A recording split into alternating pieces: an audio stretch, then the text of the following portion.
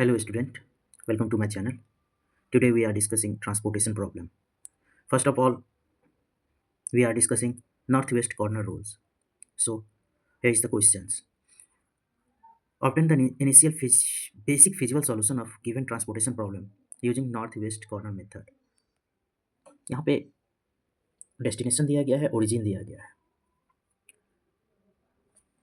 तो आप देख सकते हैं ये है हमारा ट्रांसपोर्टेशन प्रॉब्लम और हमें इसे नॉर्थ वेस्ट कॉर्नर मेथड से सॉल्यूशन निकालना है. तो फर्स्ट ऑफ ऑल हम लोग टोटल करेंगे सप्लाई और डिमांड को और देखेंगे कि ये बैलेंस है या अनबैलेंस है. हम लोग पहले टोटल करते हैं सप्लाई को. तो है हमारा 250, 350 एंड 400. मीन्स ये 0, 5, 5, 10, 0, 2, 1, 3, 3, 6 और 4, 10.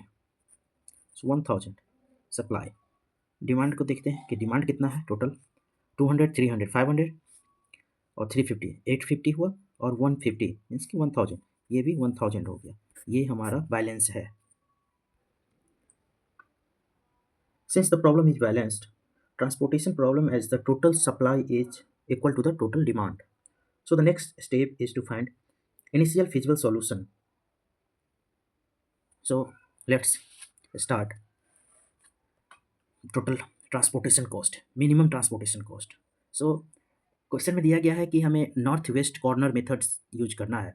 तो इस प्रॉब्लम में हमें देखना है कि नॉर्थ वेस्ट पे कौन है. ये हमारा नॉर्थ पार्ट हुआ, ईस्ट पार्ट हुआ, साउथ है ये और ये वेस्ट है. तो नॉर्थ और नॉर्थ वेस्ट में हमारा ये पोर्शन, ये जो कॉलम है ये आ रहा है, ये टेबल 3. तो हमारे पास 3 के लिए डिमांड है 200 का और सप्लाई है 250 का. तो हम लोग क्या करेंगे कि डिमांड सप्लाई 250 आ रहा है मीन्स कि डिमांड से सप्लाई ज़्यादा है. तो हम लोग यहाँ पे डिमांड पूरी कवर हो जाएगा. इस पोर्शन के लिए 200 का 200 डिमांड कवर होगा. अब जब ये 200 डिमांड पूरा हो गया तो इस दोनों में अब कोई वर्क नहीं होगा. और यहाँ से सप्लाई में से जो हमारा सप्लाई था, सप्लाई 250 दिया गया था और हमने डिमांड 200 का ही किया था. तो रेस्ट यहाँ पे 50 बच जा रहा है. अब फिर से देखेंगे कि अब हमारा कौन सा नॉर्थ वेस्ट कॉर्नर पे आ रहा है. तो ये 2 D2 का 2 नंबर हमारा नॉर्थ वेस्ट कॉर्नर पे आ रहा है. इसके लिए हमारा डिमांड है 300 बट सप्लाई हमारे 50 ही है. तो जितना ही सप्लाई है हम इसमें वो सप्लाई करेंगे, 50 सप्लाई करेंगे.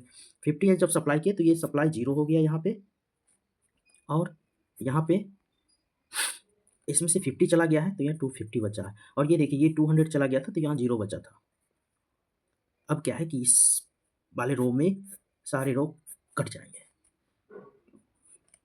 अब नेक्स्ट में हमें देखना है कि नॉर्थ वेस्ट कॉर्नर पे अब कौन सा आ रहा है. तो अब ये 5 आ जा रहा है.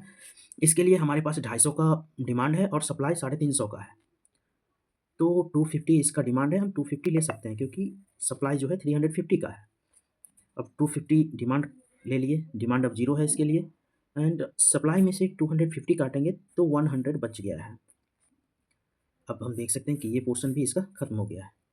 अब नेक्स्ट नॉर्थ वेस्ट कॉर्नर का है वो हमारा 6 बच रहा है.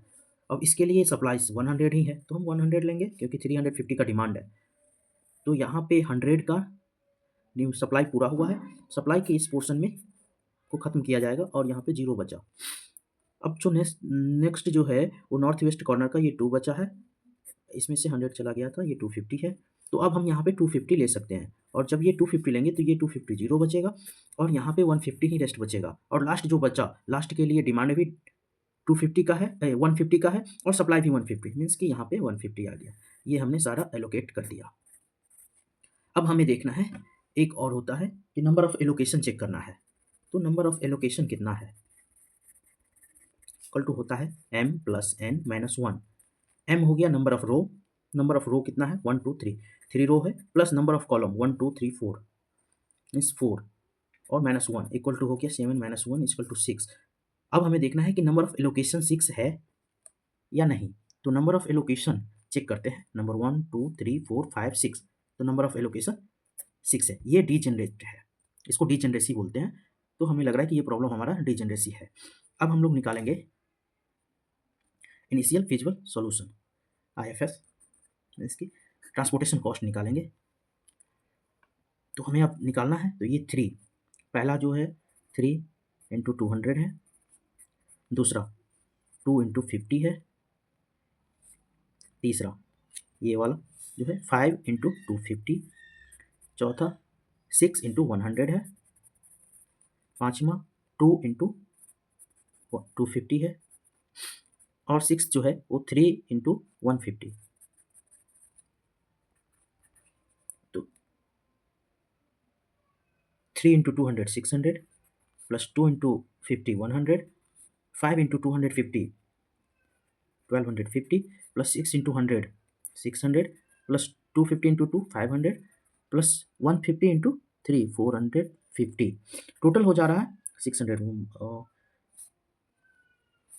ये 0, ये 5 आ जाएगा, 5 5 0, सॉरी ये 0 5 5 0 0 1 आया, 4 प्लस 1 5 5 5 10, 10 प्लस 6 16 2 18, 1 19, 19 और 6 25, 2 आया, 2 और 1 3 35।